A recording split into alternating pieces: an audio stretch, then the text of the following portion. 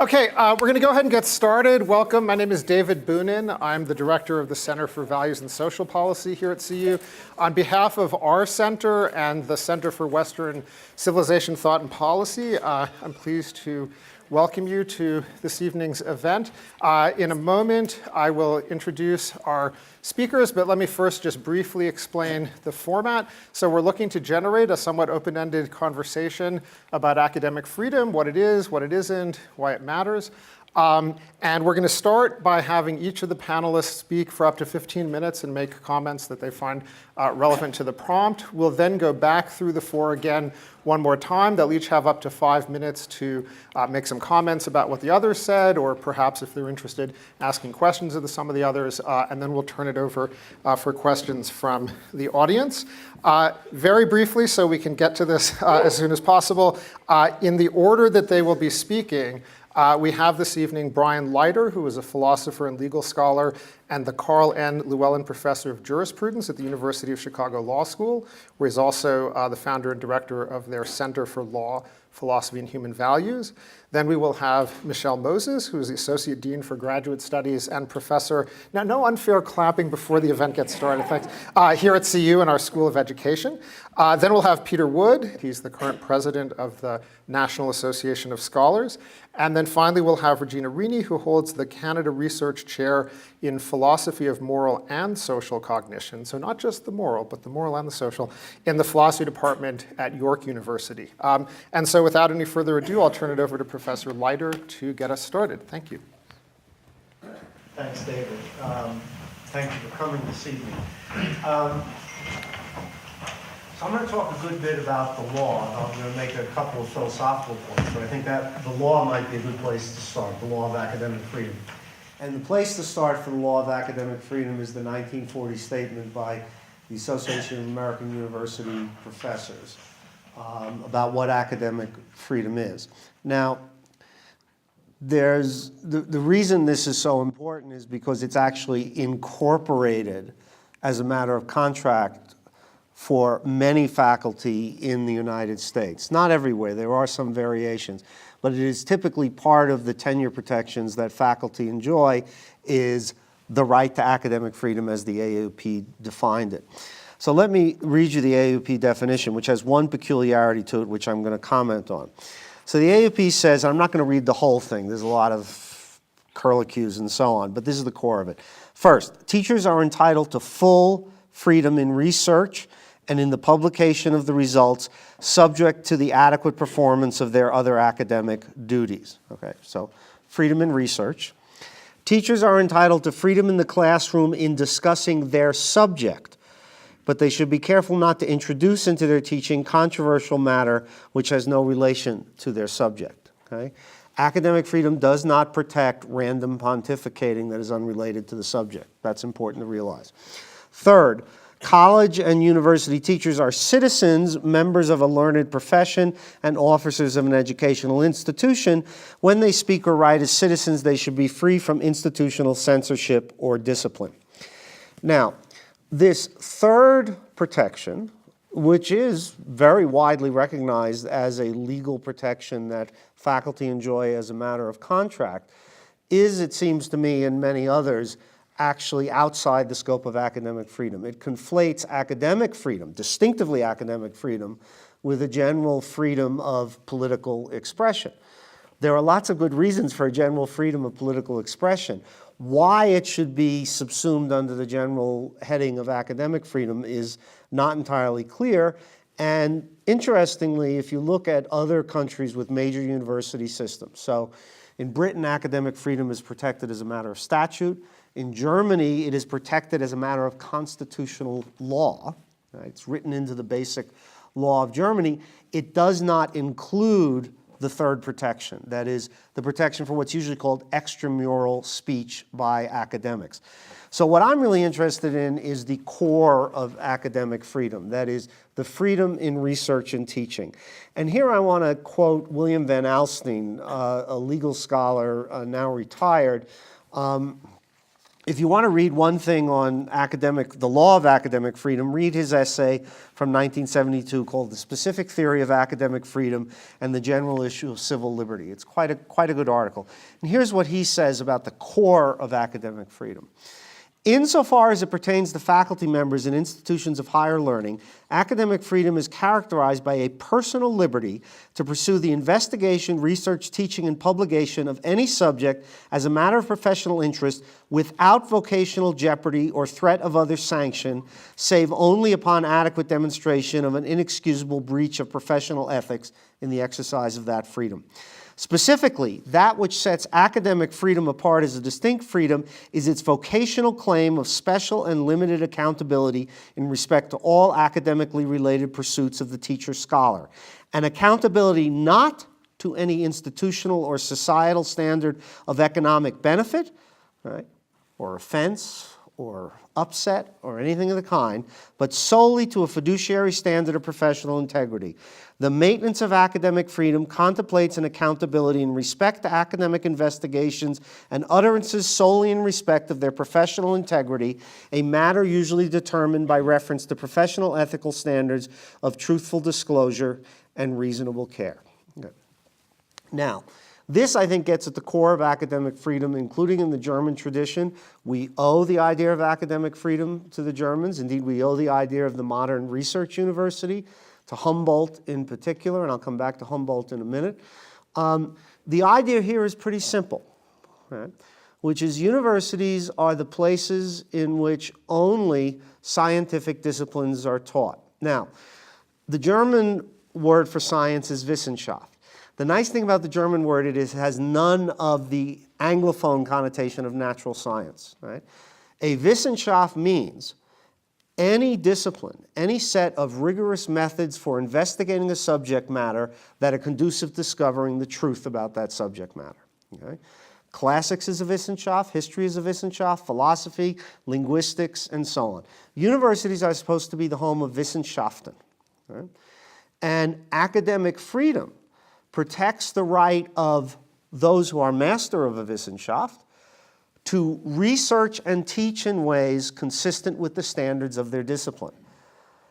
That means that they can only be held to account by other experts in the discipline who judge them to have fallen afoul or fallen below relevant disciplinary standards in their subject matter, which is why the AUP requires that when faculty are to be sanctioned for research or teaching, there has to be peer evaluation by other experts in the particular discipline.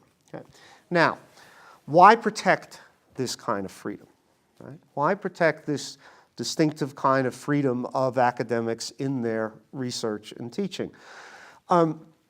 Some of you may know this, others may not. I mean, everyone is probably familiar with John Stuart Mill's argument on liberty for general freedom of expression and thought, but Mill was actually very heavily influenced by Humboldt, because Humboldt also wrote on these topics, and Humboldt is, as I said, responsible for the modern idea of academic freedom. And Humboldt and Mill, right, shared some similar views about this. Their general thought was that a broad freedom of expression and thought was conducive to the discovery of truth, and that the discovery of truth made us all better off, right? So the reason society should be invested in academic freedom is because academic freedom is conducive to the discovery of truth, and truth is good for society as a whole. I'm simplifying a little bit. Mill himself, right, said that the conditions under which freedom of expression and thought are conducive to the discovery of truth presuppose certain background conditions. He mentioned, however, only two. He mentioned maturity, right? So children, they don't get it, right? And rationality, education, right? And Mill himself, and those of you who know on liberty will know this, I mean, Mill himself thought there were conditions, whole societies in which the reasons for freedom of expression and thought didn't apply. India, for example. This was Britain's colony in the 19th century. He thought they would be better off with benevolent despotism. Okay? Now, fans of Mill usually don't comment on this because it's slightly embarrassing. But it brings out something very important about how he thought of liberty of expression and thought, which is that he thought about it in instrumental terms. And now I want to bring up a contrast case, notorious in certain circles, independently interesting regardless of its notoriety, Herbert Marcuse's 1965 essay, Repressive Tolerance. Right? Many people, the cartoon version of Marcuse is he represents the totalitarian left that wants to stamp out freedom of expression, et cetera, et cetera.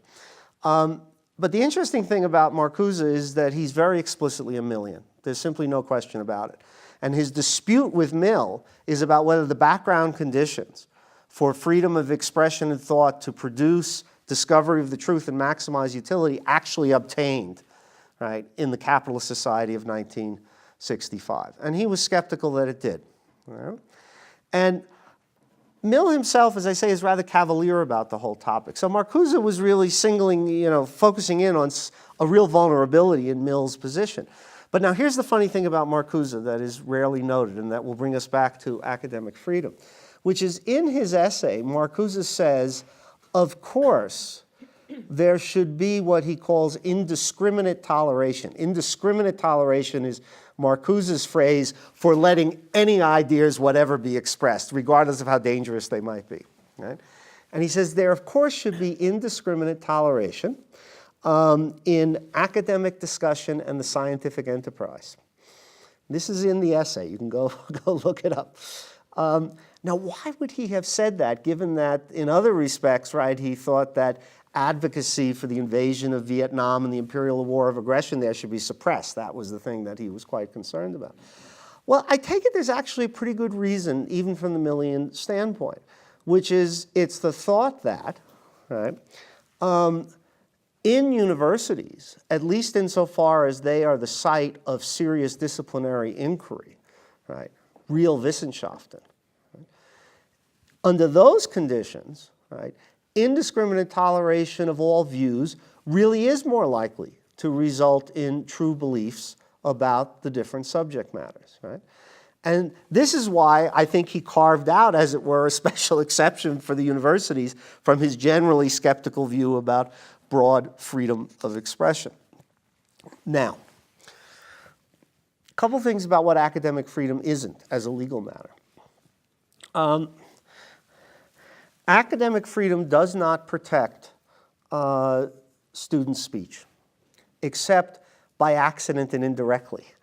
That is, insofar as the freedom of the teacher must be responsive to disciplinary standards for educating students about the material, there may be some constraints on the ability of the teacher to shut down student speech.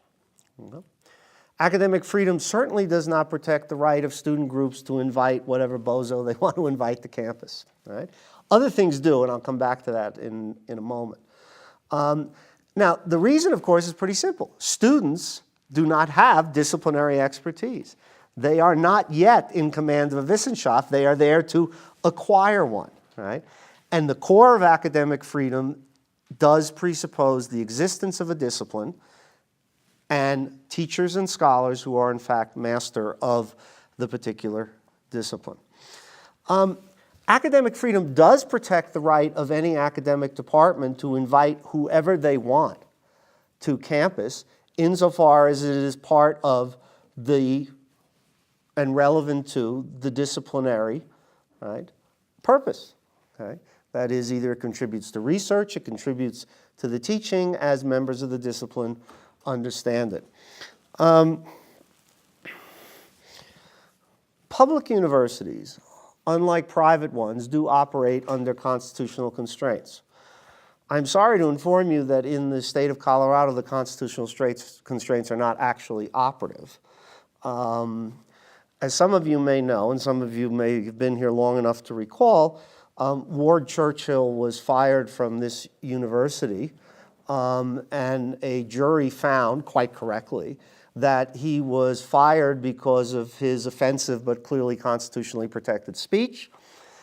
He never recovered anything, nor did he get reinstated, because an appellate court in the state of Colorado found that the Board of Regents of the University of Colorado enjoy a kind of quasi-judicial immunity.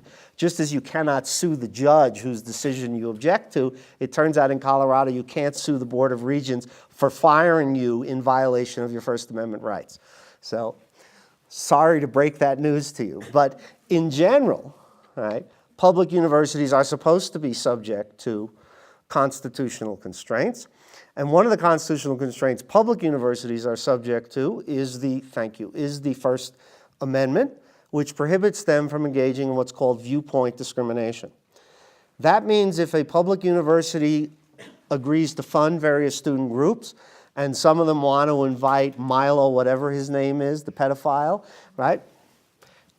You can't not permit him to speak, right, because of disapproval of his viewpoint. That is unconstitutional. But that's at public universities. Private universities can actually do pretty much whatever they want from the standpoint, they're not restrained by the Constitution in this. They are constrained by only whatever their, as it were, local norms are. Now, my university, the University of Chicago, which is a private university, has taken the position for a very long time, going back to the 1930s, that the campus should be open to a wide array of views. So Robert Hutchins, famously president of the University of Chicago, resisted calls not to permit communists to speak on campus. And I think there are, broadly speaking, good million reasons for allowing a lot of different views to be expressed on campus. I would be disappointed if student groups at the University of Chicago wanted to invite Milo, what's his name, right? Because I don't think he's remotely interesting. On the other hand, Charles Murray, who I gather was here just recently, seems to me to be a completely different case. Indeed, the reason Charles Murray's reputation has been so discredited among scholars is precisely because when he wrote his book, The Bell Curve, with Richard Herrnstein Smith, it was discussed extensively in universities, in scholarly fora, and the weaknesses and problems with the work were brought to light. And that, I take it, is what universities are supposed to do. And I'll stop there. Thank you. Great.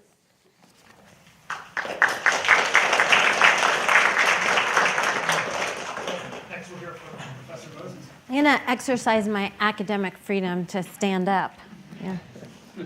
Or my, is that my, maybe that's Physical not, freedom. yeah, my physical freedom, right, okay. We won't tell the regents. Yeah, thanks. Okay, but I have to put this thing in my pocket. Okay. All right, I'm going to start with a story. So about a year ago, I attended a principal's coffee with parents at my 10th graders high school here in Boulder. And it was the day after they had had an all-school community meeting that the principal and the teachers had convened to reassure students that their school was still an inclusive and affirming place, regardless of their identities or their immigration status. So I think there are a number of schools that had those kinds of meetings or assemblies during that time. Well, at this parent coffee, the principal was sort of reporting on the community meeting. And in the middle of that, a mom stopped him and said, "You know, I'm glad you brought this up because my son came home really upset about that meeting. He feels like he's no longer welcome at the school." The principal, clearly taken aback, asked her to say more. And she, I'll call her that mom, said, "Well, Leo's feeling excluded because he supports the alt-right and feels like his views are not welcome in the school." The principal responded that the staff had been really careful not to talk about partisan politics during the community meeting, but really they had wanted to support the students who were feeling particularly vulnerable. And then that mom responded, saying verbatim, "I know this is Boulder, but you can't take sides in a public school. There are always two sides to these issues. Right now, a lot of people in this country don't feel heard. What about the racists? They have a right to their views. Don't they deserve to have their voices heard? At that point, the principal kind of tried to smooth things over, though I was sitting there sort of wondering why he didn't just say, well, no, actually, the racists don't deserve to have their voices heard. So I said it. I wanted to say it, and I sort of said it, but not very articulately. I kind of bumbled through something about the school being right to want to support students who were feeling especially under attack after the election, something about the idea of false equivalence, not all views being legitimate. And then I changed the subject. But the conversation stayed with me. You know how when someone says something horrible that catches you completely off guard, and you don't respond as you would have liked to in that moment, afterwards, right, you kind of practice what you should have said over and over in your head. So that's what I've been doing for a year now. But as someone from an immigrant family who has studied issues of race and education, and who champions the educative value of dialogue across difference, I should have had a way better, more articulate response to that most hideous of questions. What about the racists? So I'm going to take the opportunity tonight to try to answer that mom. So I'm going to share why I think that in colleges and universities, no, actually the racists don't deserve a public hearing. Now, free speech absolutists will not agree with this, but I think that there is legal backing for my argument, or at least enough legal ambiguity. And perhaps more importantly, there are strong moral and ethical grounds to support it. So 2 caveats. First, our topic is academic freedom in particular. So I want to take just a moment to build on what Professor Leiter just discussed. Right, so while free speech is protected by the First Amendment, academic freedom is different. It's not a legal right in that same way. It's more specialized and contextual because it's protected contractually within the university, right?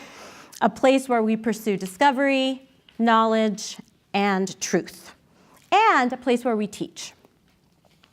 So academic freedom protects professors from interference or censorship on political grounds, and it has come under attack from both the right and the left, resulting in some chilling effects on faculty. My second caveat. So my comments here are explicitly political in that they're going to dive into the heart of contested issues, right? Contested values and beliefs. But they're not partisan in relation to the way we think about partisan politics in this country, right, as Republicans versus Democrats.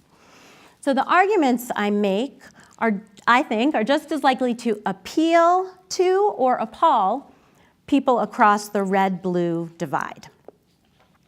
Okay, so thinking about issues of freedom of speech in sort of the context and in relation to academic freedom, I feel like every day there's a new controversy reported in the media.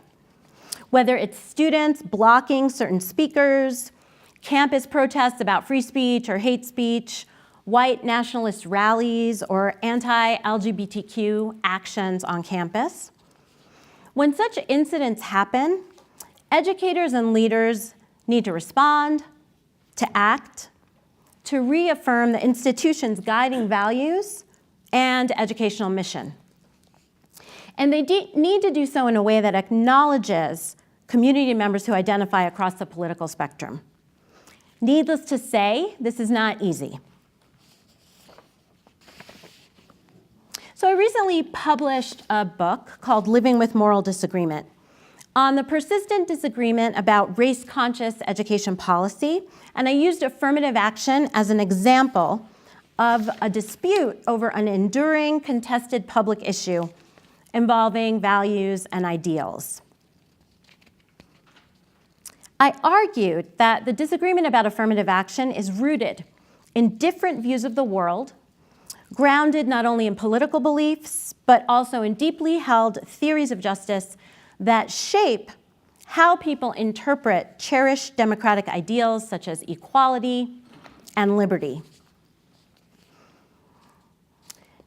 Disagreements like these are inevitable in a democracy, but one key to a thriving democracy, or so I argued, is citizens' ability to discuss the disagreements and work to understand the values and beliefs that undergird the differences. Right, so dialogue across difference may not be the antidote to a polarized and argumentative stance that are often assumed by public figures in the midst of moral disagreement. But without it, the promise of democratic education and democratic politics will remain unfulfilled. So that's what I argued in the book that came out last year. Lately, I have been rethinking my arguments and conclusions. Well, maybe not rethinking them as much as seeing the need to better explicate the assumptions on which I built those arguments. Assumptions about what constitutes a reasonable viewpoint, worthy of consideration under conditions of moral disagreement, and how we can judge. I was unreflectively assuming that the disagreements about education policy issues that I argued should be subject to democratic dialogue, like affirmative action, were necessarily based in reasonable views that could be subject to democratic scrutiny. In such issues, it's possible to understand and even appreciate a contrasting position, regardless of whether one agrees or disagrees with the policy at hand. So we can think of disagreements about issues like liberal education or tenure. But recent events in college communities have brought to light disagreements where some perspectives do not seem reasonable. In Charlottesville, white nationalists and neo-Nazis promoted violent, discriminatory views. How should educators and leaders handle the airing of such views when they're untenable philosophically and morally? I think we have strong grounds from which to argue that views that foment intimidation or violence or that threaten human dignity should not be legitimated as if they deserve to be considered alongside reasonable, defensible perspectives. All right, so I've used the term reasonable quite a bit, and I realize that what it means is subject to interpretation. So the conception of reasonable that I have in mind centers primarily on the content of a person's views and secondarily on the person's disposition toward deliberation. In terms of content, a reasonable view in our society is one that is fair and sensible. That is, based on democratic ideas of justice, basic human rights and liberties, and based on widely agreed upon beliefs about what is true, both scientifically and ethically. Now, I also want to say that a definition like that certainly is not infallible, right? It's built on the best information that we have at our disposal in the present moment. But in a deliberative democracy, such definitions are not set in stone forever. They are revisable in the face of new and better information. All right, now in my view, there seems to be quite a bit of confusion lately in educational institutions about just what views and perspectives actually merit debate in our classrooms and in campus forums. So when instructors encounter disagreement about contested issues, like, say, college football, of course it's important for educators and students to consider multiple sides and diverse perspectives, right? Colleges often subscribe to that Millian notion that they are a marketplace of ideas where educators always offer balanced perspectives so that students can hear the other side, quote unquote. However, these recent acrimonious debates over diversity of thought and free speech on campus have muddied these educational imperatives. Just because there exists disagreement about a particular controversial topic does not imply that there isn't a right answer. What I mean is that sometimes disagreements have been settled through scientific or democratic mechanisms. The issue of racial equality, for example, is settled. There's a right answer, so it should transcend debate. People of all races are equal, period. This means that a white supremacist view is wrong, and so does not merit debate within that marketplace of ideas on campus. It is not a valid other side to a view supporting racial equality.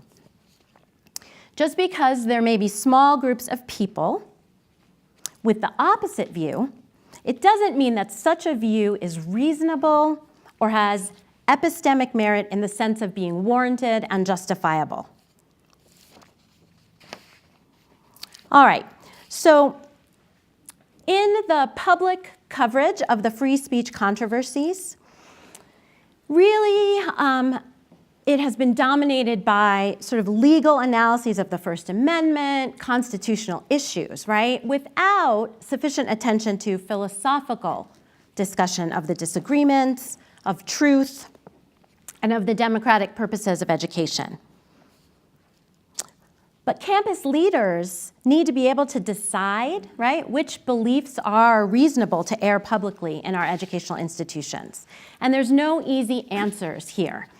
As educators, we're caught between wanting to be nonpartisan and needing to further our institution's mission, which often prioritizes ideals such as ethics, integrity, excellence, and truth, as CU Boulder's does. So given this part of CU's mission, what would happen if someone with a clearly unreasonable view, say Richard Spencer, right, head of the self-proclaimed alt-right movement, what if he asked to speak here?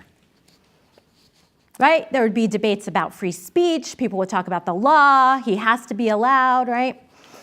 And there are some clear and important legal issues surrounding this. The University of Florida denied Spencer's first request because they thought that there was evidence of physical violence that would occur if he spoke. But by the time his second request rolled around, campus leaders feared a lawsuit if they were to deny the request again, so he spoke there a few weeks ago. So how should campus leaders respond to issues such as these, right?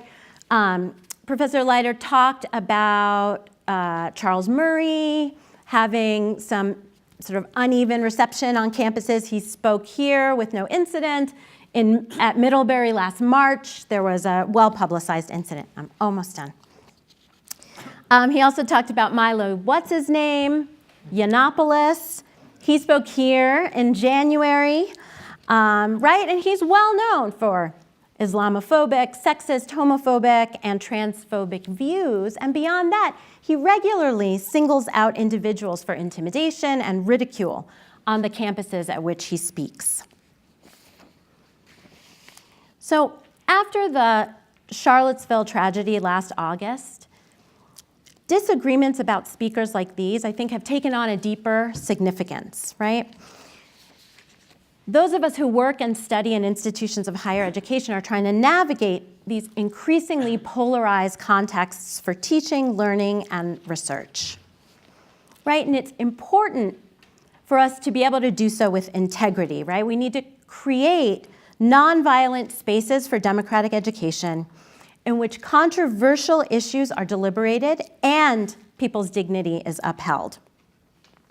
Focusing on reasonableness in higher education settings allows us to be able to take a stand against lies, violence, and intimidation, against racism and other isms as well, and against the unreflective relativism of treating any old view as if it were equally worthy of debate. All right, so that's what I wish I had said to that mom last November. I almost got, the hook from David, so that was good. I know. Professor Wood. Thank you. First of all, I confess I'm the one responsible for this extremely hard to read draft chart. This is something that my organization, the National Association of Scholars, intends to produce as a big chart and distribute. This is the next to last draft of it, and if you can pull out a microscope, you'll find lots of interesting information on it, but it's not what I'm going to talk about. Keeping up with the disputes over academic freedom is very difficult, and not just because of the rapidly growing number of incidents in which academic freedom has been violated. The difficulty, I think, is inherent in the topic, which lacks an agreed upon vocabulary or history or even principles. And to some degree, that's going to put me in opposition to what Brian said. Much of the ferocity of today's debates stems from old disputes about the nature of academic inquiry and the governance of colleges and universities. I say much of, but not all of that ferocity. Another large contributor to it has been the confusion and discontent over academic freedom that has resulted from the great transformation of American culture over the last half century. That transformation has a lot to do with uprooting of axioms of traditional American life. It's affected every institution, but it was especially and profoundly rooted in the transformation of higher education. Now, I've laid out for myself this gigantic banquet of things to talk about, a 10-course meal, but instead I'm going to give you a happy meal, all I have time for. But I will try to come back to these points. I'm going to start just by mentioning some of the conspicuous cases. And this is going to be just a roll call. Charles Murray, we've heard about, Melissa Click, Heather McDonald, Milo Yiannopoulos, Stephen Salita, Ward Churchill, Nicholas and Erica Christakis, Laura Kipnis, Brett Weinstein, it's the guy at Evergreen, Jordan Peterson. I assume that those names are probably familiar to everybody here, or nearly everybody, and that they evoke some time and place where important events that were in the news for the last few years have taken place. I'll mention some other names that are maybe familiar to some of you. John Derbyshire, John McAdams, David Oxby, Bruce Gilley, Amy Wax, James Comey, you've heard of him, but did you know that he was shouted down at Howard University recently? Eugene Volokh. Still down deeper in the barrel, some names you probably haven't heard of at all. George Ciarella Maher, Johnny Eric Williams, Michael Isaacson, Dennis Gauss, Merritt Greenberg, Arthur Shepper, Morgan Levy, Evan Dozier, Claire Gastigan, Timothy Sands, Toby Jennings. If there were time, I could give probably about an hour on each of these people. I've deliberately mixed this up. It's not a list of people all of one type. Some of them are the victims of being shouted down. Some of them are shouters down. Others are tweeters who have gotten in trouble because of their tweets. Some of them are people who have gotten in trouble for rather bizarre reasons, like an English professor who has been attacked rather viciously at his college by feminists for teaching a course on men in literature, and his job is now in jeopardy for that. Now, I know some of these people personally. I've researched and written about many of the others at length. I've given an expert witness in a case involving one of these people and stood for 7 hours of cross-examination about that. To give any of these people due attention would take a lot of time, which we don't have, and they are just the tip of an iceberg. There are hundreds, I dare say thousands of such cases just within the last 2 years. Now, the simple points are this. First, we can't forget that we're talking about individual men and women, some of whom have had their careers ruined by false and malicious accusations, others who have endured some public hectoring and yet stood firm, still others who have achieved prominence by recklessly abusing academic freedom. Now, the destruction of academic freedom is taking place, and it falls eventually on everyone, conservatives, liberals, non-aligned, radicals. It will reach you if it hasn't reached you yet.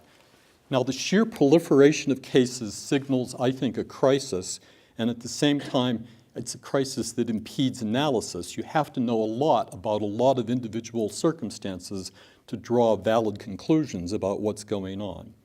Now that said, let me return to some of the rhetorical framing by which these disruptions of academic freedom are either framed by the people who say that they're welcome, they're good disruptions, and others by critics who find disagreement with that. Now, the disruptors have a family of arguments. Again, I assume these are mostly familiar, so I'm not going to drag them out. They're mostly centered on the idea of power differentials, the claim that free speech is a tool of socially privileged people, and it's used by them to maintain their privilege is probably the root idea here. Disrupting free speech is therefore a way to give the voiceless a voice. Behind this contention lies an image of American society as stratified by race, class, gender, and other implicit hierarchies which stand in need of disruption. State power, laws, rules in general are bent in favor of the privileged, and therefore violating such rules is morally just. America is seen as a place that is rooted in systematic violation of social justice, and to achieve a more just society, the routines of the powerful have to be checked, challenged, and disrupted. Now, some outrages, more than others, call for immediate action and dispensing with civility, politeness, and ordinary courtesy in order to get that immediate action. The election of Donald Trump was one such outrage. Now, the privileged elite have especially benefited from the oppression of identity groups, which therefore have a special dispensation for striking back against the codes that have oppressed them. If we all agree that racism is bad and therefore the alt-right and people who speak for some kind of white privilege should not be invited on campus, what about those who are asking for an exemption for black privilege? They exist in large numbers. Should they be excluded from campus too? I don't hear you making that argument. No. All right. Now, much of this tissue of rationales derives its warrant from Herbert Marcuse, who's already been mentioned, and from radical Marxists of the 1960s who picked up and elaborated Marcuse's idea of smashing liberal tolerance. Of course, he made an exception for the university because that's where he was. There's a certain element of self-interest involved in that exclusion. Only a small number of today's disruptors know anything about the history of these ideas. They haven't read Marcuse or anybody else who has elaborated these ideas. You know that if you go around campus and talk to the people who are disrupting. They have a rather watered down version of this, but they get the idea that power is bad and disrupting power is good.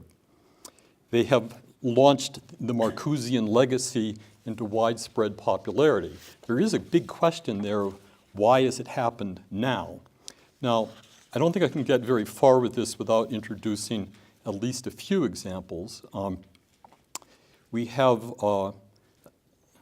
very little time to do this, so I'm going to be quick about it.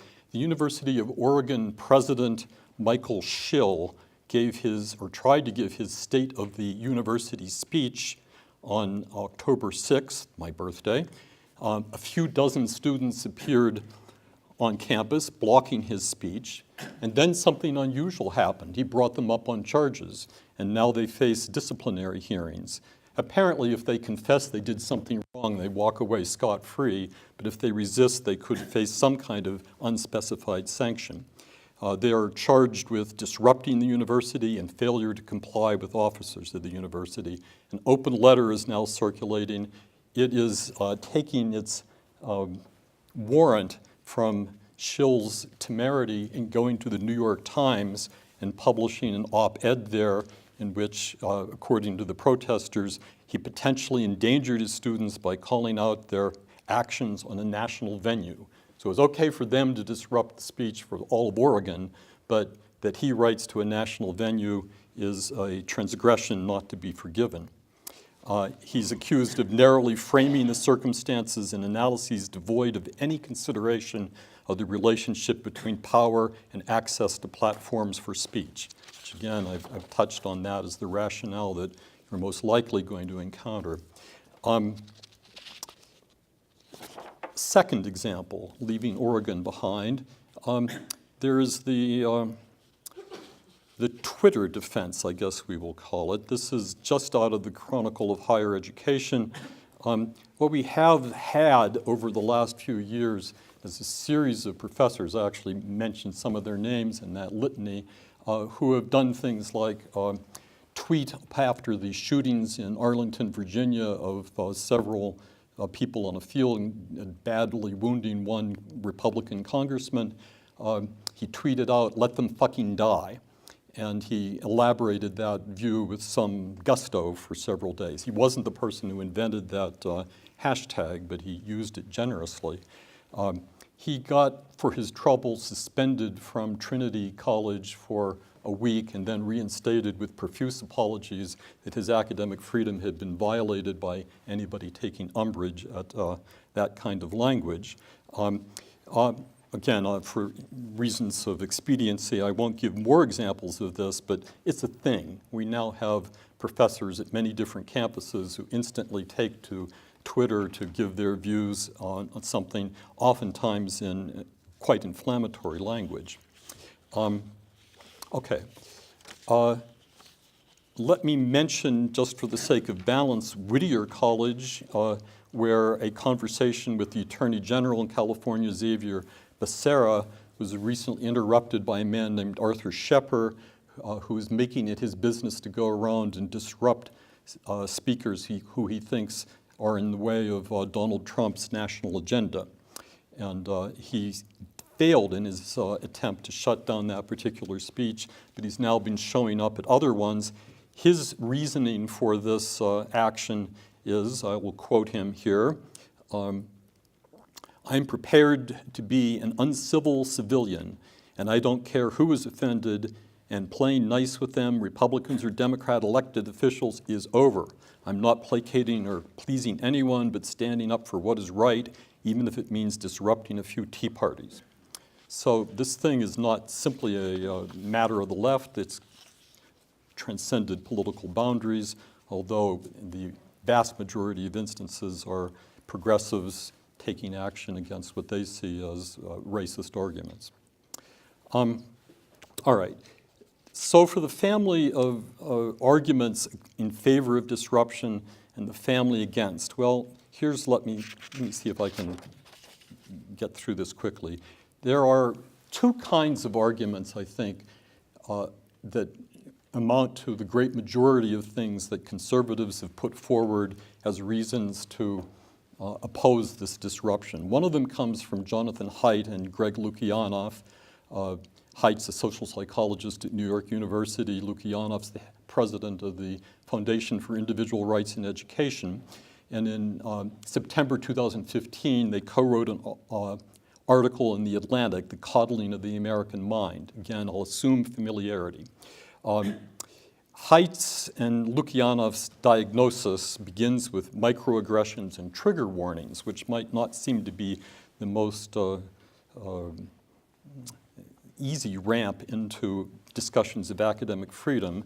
But what they say is that these institutionalized concepts that affect what goes on in the classroom, they work their way to the idea that the need to protect student feelings and their emotional well-being has emerged as the dominant force on campus, maybe not at Boulder. Their term for this is vindictive protectiveness. It refers to the extraordinary fragility of the collegiate psyche and turning campuses into safe spaces, policing against unintended slights and tracking them down as forms of supposed violence, prepares students poorly for adult life and shortchanges their education. The result of all this, they say, is an actual increase in the emotional distress of students. It's generation-wide, and they treat it as a psychiatric pathology. I have 1 minute left, so I am going to stop with Mary Eberstadt, who offers an alternative view of this.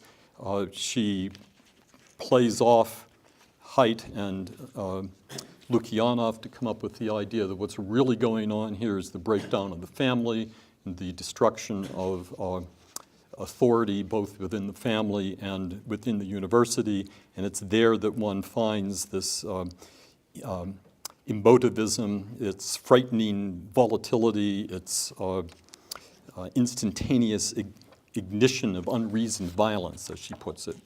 Now, that leaves a lot unsaid here. Part of what's unsaid is what's on this chart before you, but I would want to end with this much. 1940 is the wrong date to start. The AAUP was founded in 1915. Its original statement of principles is a vastly better explication of what the idea of academic freedom is all about.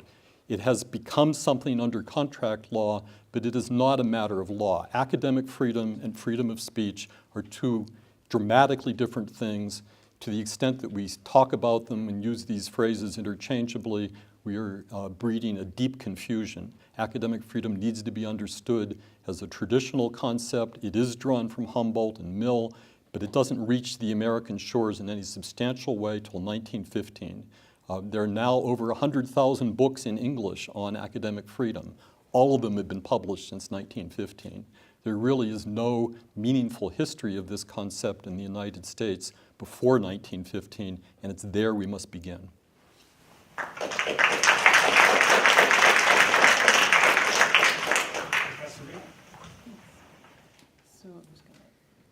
Helps me if I see how much time I have in front of me. All right, so what I'm going to do is I'm speaking as a moral philosopher, a theorist, and so I'm not going to be able to offer you anything about policy or about law or about the history either. Other people in the panel can say more about that. What I'm going to offer is a form of moral argument, and I'm going to offer a qualified defense of certain forms of student activism regarding protesting or even shouting down speakers under certain circumstances. So I'm going to offer a qualified defense which I take to be consistent with some of the fundamental principles that drive the value of academic freedom. And I'm going to separate this out into two questions. One, who should be invited to speak on a college campus? And two, who gets to decide and how is that decision made? So the first question, who should be invited? I want to start here with an idea that I'm going to call the agora illusion. And the agora illusion is this illusion that a campus is like the ancient Greek agora. It's the one place where we can all go to talk. And if you go out there, you get to say your piece, and everyone hears what you have to say, and that's how we settle our disagreements. And the thought here is that if you don't have access to the agora in ancient Greece, no one's going to know what you have to say at all, because we're in ancient Greece, most of us are illiterate. And the only way we can communicate with each other is in the agora, to stand there and shout. And the agora illusion is the thought that contemporary university campuses are like the ancient Greek agora. If we don't get to go and speak there, no one will ever hear us. But it's an illusion. There are plenty of other ways to disseminate your message in the modern world. You can publish. Most people can read what you're writing. You can go on YouTube. There's lots of different ways of getting out information. So the reason why I'm starting this is because I want to get a clear idea of what the stakes are here. If it turns out that some people don't get to stand on university platforms and give talks, that doesn't mean they're being censored. It doesn't mean that their information is not getting out there. The information is going to disseminate through other venues. In fact, it usually already has. That's why the speaker's controversial. Everyone already knows what their message is. So I want to be clear, the stakes are not simply getting information out. The stakes are something else. There are two values, I think, that we get out of inviting people to speak on campuses. One of them, I think, has to do with interaction. It's the way in which you can't talk to the person who wrote a journal article. You can maybe get to ask a question if they give a talk, or maybe there's a panel and people can interact, and you learn new things from interaction that you don't get just from reading somebody's opinions. That's a genuine value to speak on campus. The second thing I think is less valuable. It has to do with honor. That is, we're honoring somebody by inviting them to speak on our campus, and maybe we're hoping to use them as a role model or to brush off some of the star quality. Think about commencement speeches. I don't know how many people in here have been to. I don't know how many you found especially valuable. They're usually not very valuable. I don't mean to offend people. It's a hard thing to do. It's very hard to write a good commencement speech, say something new and original. It's generally a sort of feel good, here's some vagaries about the adult world, it's tough, and then nobody remembers what you had to say the next day. Commencement speeches are like that, and a lot of it, it's about bringing in a famous person who you pay tens of thousands of dollars to come and speak and make everybody enjoy the day of commencement. But there's not an information generally. So I'm pointing this out because I'm suggesting that these two things drive a lot of our decisions about who to invite to campus. Interaction, which I take it has some genuine scholarly value to it, and honor, which I don't think is a scholarly value. It may have other values. I'm not necessarily attacking that purpose of bringing people to campus. But I want to flag that those are the things at stake in this debate, not disseminating ideas. That's going to happen through other means. This is not about censorship by getting ideas about, this isn't even a million debate at all. It's about who should get the values of direct interaction in person and who should get the honor of coming to campus. Those are the stakes. I think it's important to keep that in mind. So with that in mind, I'm now going to articulate reasons why we might think certain people ought not be given the honor and the opportunity to interact on a college campus, reasons why the platform ought to be denied. And I'm going to give an argument here from what I take to be the constitutive aim of the university community. That is, I take it that universities are places where people from diverse backgrounds with diverse viewpoints come together and exchange ideas back and forth in an open sharing. And I want to claim that certain approaches and certain viewpoints even work against that constitutive aim. They single out particular people or entire groups at the university and disqualify those people as fully fledged participants in the intellectual debate. I want to claim that when a view or an individual does that, they should not be given a platform on a university campus, because what they are trying to do is undermine the purpose of the university itself. They're trying to say certain people don't get to talk in our university. They're not qualified to be here. Okay, so I'm sketching abstractly first. Let me give you a more concrete example so you can see the kind of thing I'm gesturing at.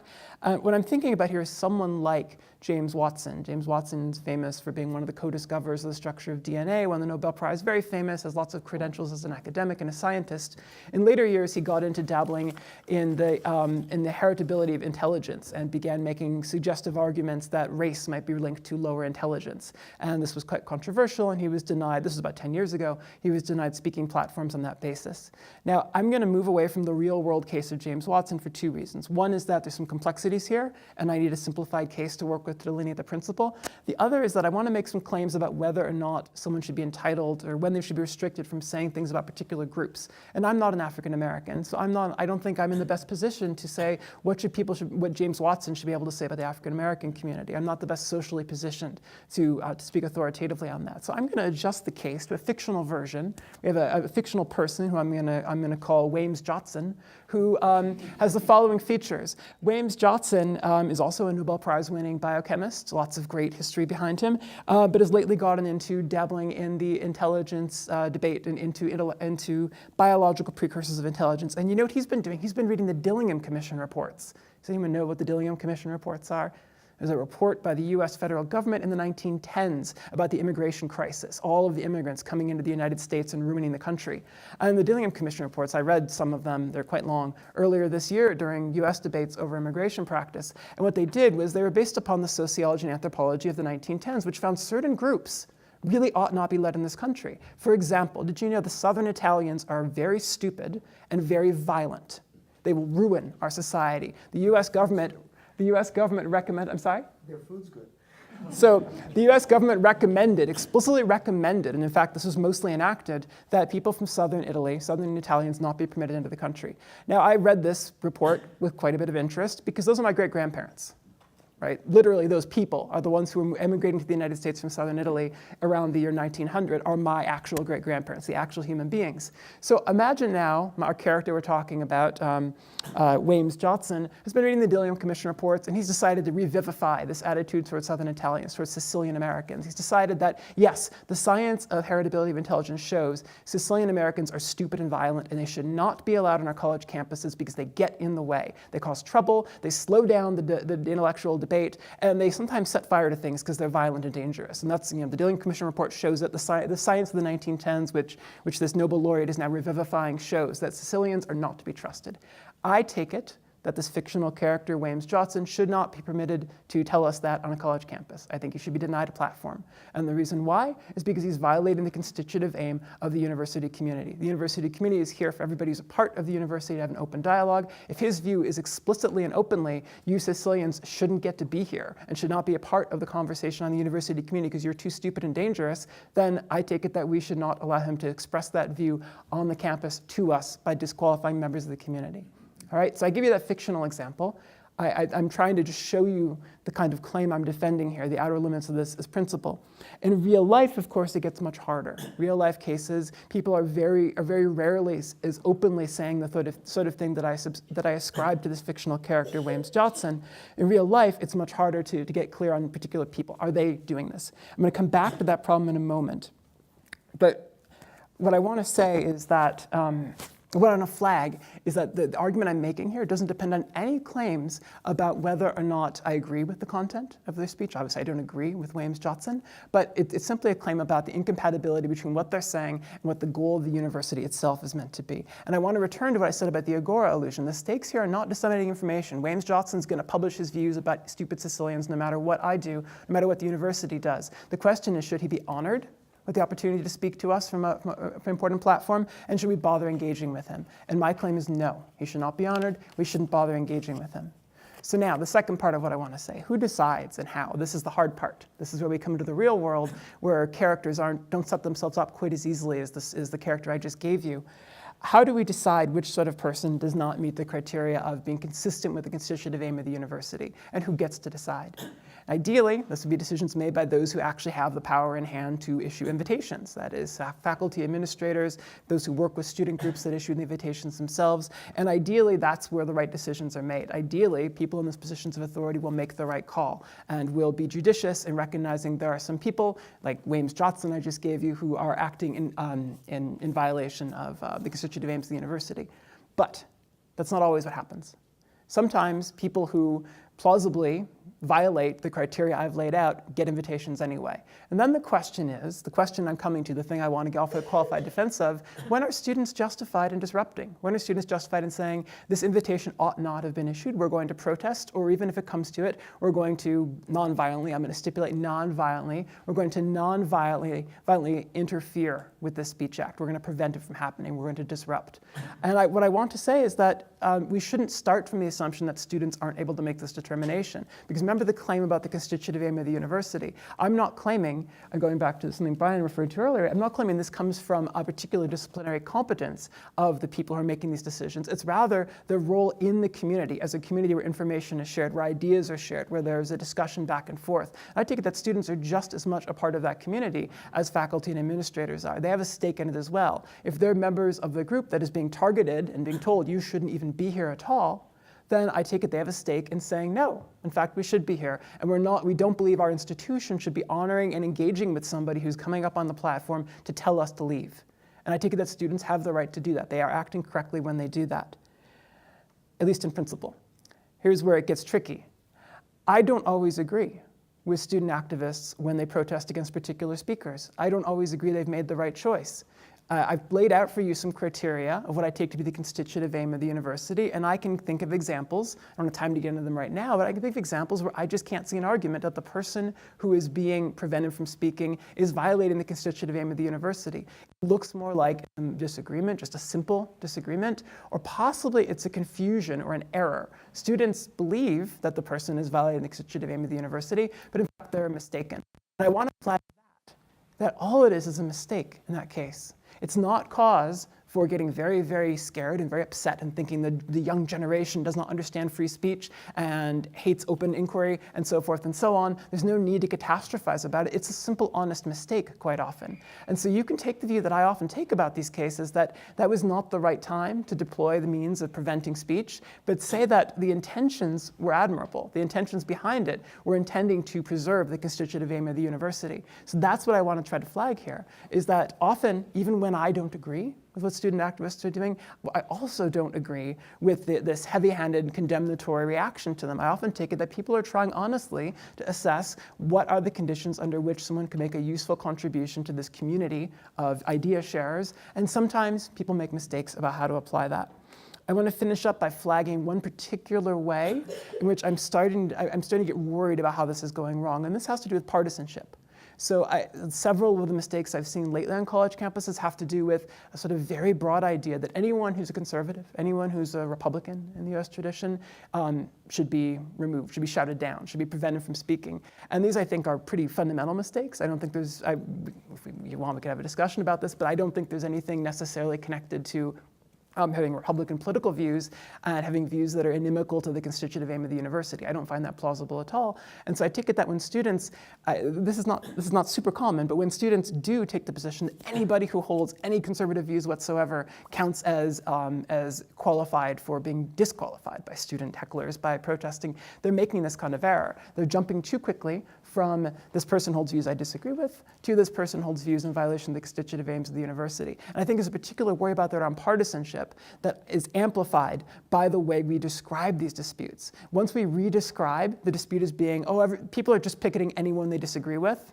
and then we turn the whole thing into thin-skinned people who get mad at those they disagree with. They're doing this sort of thing, and what a silly act to take. Then I think we're actually encouraging people to start thinking, yeah, actually, this is all about just disagreeing. And if we disagree for partisan reasons, that's a reason to take to the streets.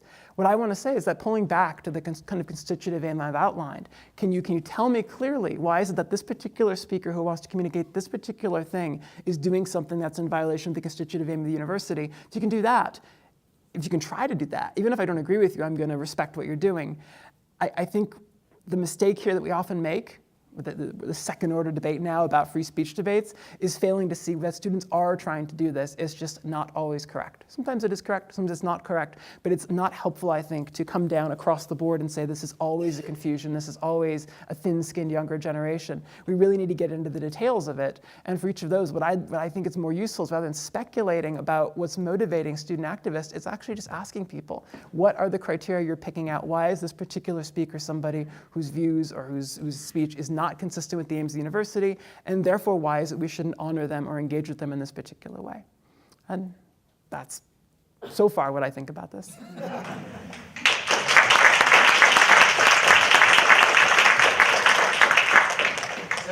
we'll now give each of the panelists up to 5 minutes if they'd like to make some brief comments in response to anything that the other panelists said, or if they want to expand a little bit on anything that they said previously, or as I said, if they want to aim questions at other panelists, but again, keeping in mind that if they do that, then the other panelists' answers, that's coming out of the question time. And we'll go in the same order, so we'll start with Professor Leiter. Thanks. So I'll go in reverse order and respond to one or two things each of the other speakers said and pose one or two questions along the way, which you may choose to respond to or not. You have no obligation to do so. So start with Regina. As I say, reverse order. I don't know how Regina knows what the constitutive aim of the university is. But if there was a constitutive aim, and again, maybe I'm too influenced by the Humboldt tradition, I would have thought the constitutive aim of the university was the discovery and dissemination of knowledge, of which the exchange of ideas was importantly instrumental, very importantly instrumental. So I don't disagree about that. But to go to the James Watson or the alternative case, I'll just say Watson to make it simpler, right? If the Department of Biology chooses to invite Watson because they want to hear about his views about the biological bases of race differences, that is protected by academic freedom. Legally it is, that's clear. And I also think it should be protected by academic freedom. I don't think it interferes at all with the constitutive aim of the university unless it's the case that people are prevented from objecting to his ideas, criticizing them, raising doubts about them. And this is the Charles Murray case again, right? The reason Charles Murray has such a bad reputation, I mean, outside, Breitbart land, but the reason Charles Murray has such a bad reputation is because his views were subjected to sustained scholarly scrutiny, right? And that was absolutely crucial. So, as I said in my initial remarks, I have no view about whether student groups should be able to invite random people. It's not an issue of academic freedom. At public universities, it is an issue of viewpoint discrimination. For Peter, many of the cases, Peter, you listed were not, in my view, cases about academic freedom. Some were, some absolutely were, but some of them were other kinds of cases. So to take the couple at Yale, right, that was actually not an academic freedom issue. They were in an administrative capacity. The students at Yale behaved very badly in response to the Halloween email and so on. I don't have any disagreement with that. But from my point of view, that's actually not an academic freedom issue. That's very minor. I think the ad hominem about Marcuse is unfair. I don't think the reasons that he thought academic freedom was different, I think they're quite explicable from a guy who was well schooled in the German tradition and the Humboldt tradition. So I think it's unfair to just say it was his self-interest. But my real question for Peter is why you prefer the 1915 statement. That I would be interested in hearing about. I focused on 1940 for a very simple reason. It has legal standing, both as a matter of contract law and as a matter of constitutional law. Okay, and then for Michele. If the University of Colorado acted on the basis of your analysis, it would end up in court a lot. Presumably the General Counsel Office will tell you that. But I agree, you were clear, you were talking about the moral case. I think we need to be cautious that we know what reasonable opinions are. I think the question of what reasonable opinions are should be subjected to the standards of the different disciplines that make up the university, and they have to make their best judgment about that. You know, underlying Mill's ideal for reasons for freedom of expression was fundamentally a philosophical position, fallibilism, right? We can be wrong. And we're not going to figure out if we're wrong if we don't sometimes entertain the views that seem to us a bit nutty. But again, I want to say this is independent of the question whether or not the university, as distinct from an academic department, you know, should invite Richard Spencer, you know, who's a dodo, right, and a racist. I have no disagreement with that. Should the university be inviting him? I think a private university is well within rights not to do that. A public university can't, though, for simple legal reasons. So I think we need to be careful about what the reasonable opinions are. Thank you. Professor Moses? Sure. Okay, so I'll respond in this order, I guess. So I understand about the legal reasons, and I think what is sort of important beyond that is, as you actually have written, right, that the law doesn't always, you know, do the right thing. And I think thinking about, in relation to what Professor Rini said also, you know, kind of what the consequences are for certain views being espoused, I think that is important. I think related to viewpoint discrimination and whether some ideas are quote unquote nutty or someone's a dodo, I think it's not about that, right? That's not the issue. It's not about pushing political correctness, right? I'm not concerned with avoiding hurting people's feelings, like the Haidt and Lukyanov argument. I'm not concerned about offending people, right? I think it's not even about banning hate speech, even though I would want to do that. I understand that that is not allowed. What I'm concerned with is really, I think, in agreement with what you're saying about the scientific and you know, inquiry standards of a university. So it's about what is true and what we know to be true, in addition to what is right and good. So. Can I ask you just a little question? Do you think we know it to be true? Well, I think that Ceding democracy my time. is true? Ceding my time. No, it's simple So question. I didn't list off the things I think we know to be true at this point in time in our society, but I do think we could do that. I do not think it's a long list. I gave, you know, one example. I can give another example. In 1995 or something like that, students invited David Irving to speak on this campus. People know who that is, like notorious, racist, anti-Semitic, Holocaust denier, right? So a wrong view, untenable, indefensible view, if ever there was one. That's on the list. I would say that's on the list. That's an easy case. Unreasonable, okay. What about democracy? So- That was the one I was wondering. Okay, so that was one thing. Another thing in response to what Professor Wood called the disruptors,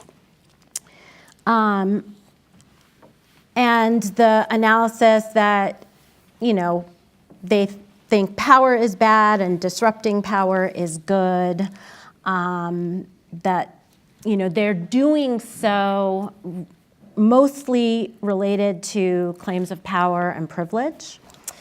I think that, again, along with what Haidt and Lukianoff argue, I think that simplifies what I think are often very deeply held values and imperatives that students are advocating for.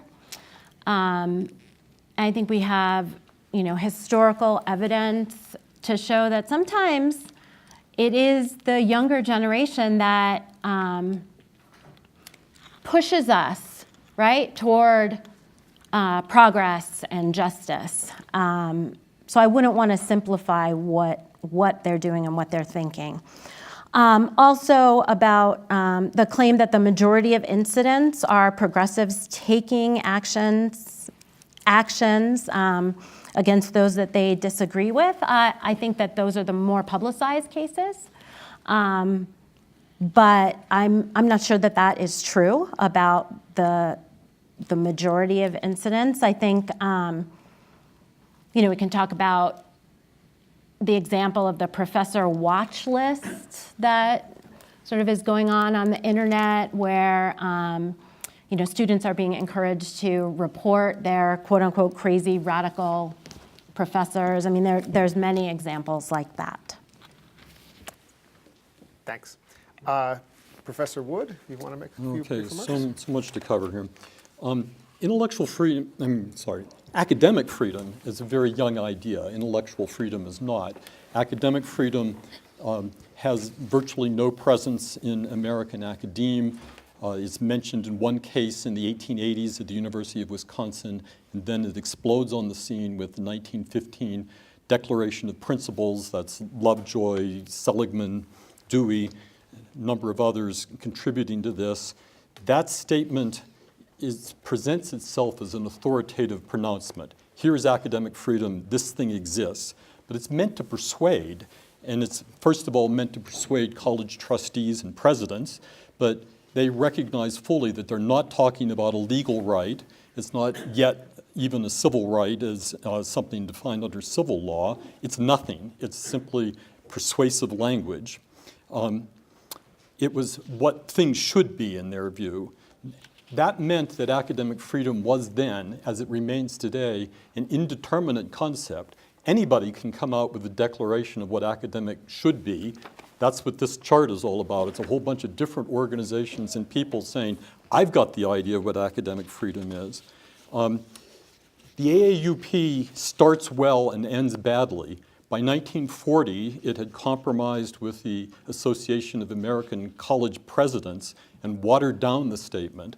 What got into many college handbooks as the agreement, the 1940 AAUP statement, is a radically stripped down version of what was put forth in 1915.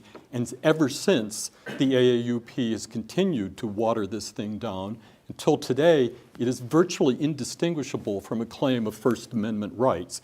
Anybody on college can say anything at any time, and the AAUP, as long as it's a progressive idea, will say, yes, we're for it, and we'll back you up, we'll go to court to fight this.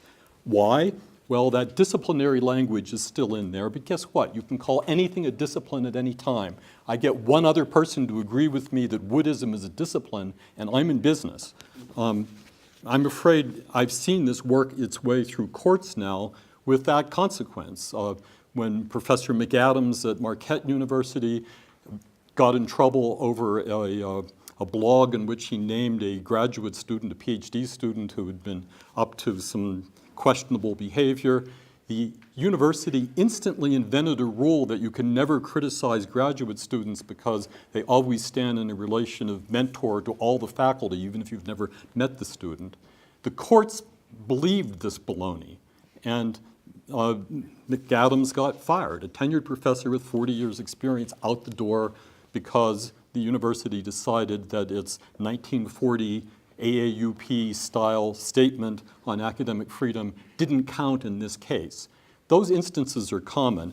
I strongly object to the idea that the majority of the cases are not determined to be from the left. I spend every day of my life for the last several years tracking these cases.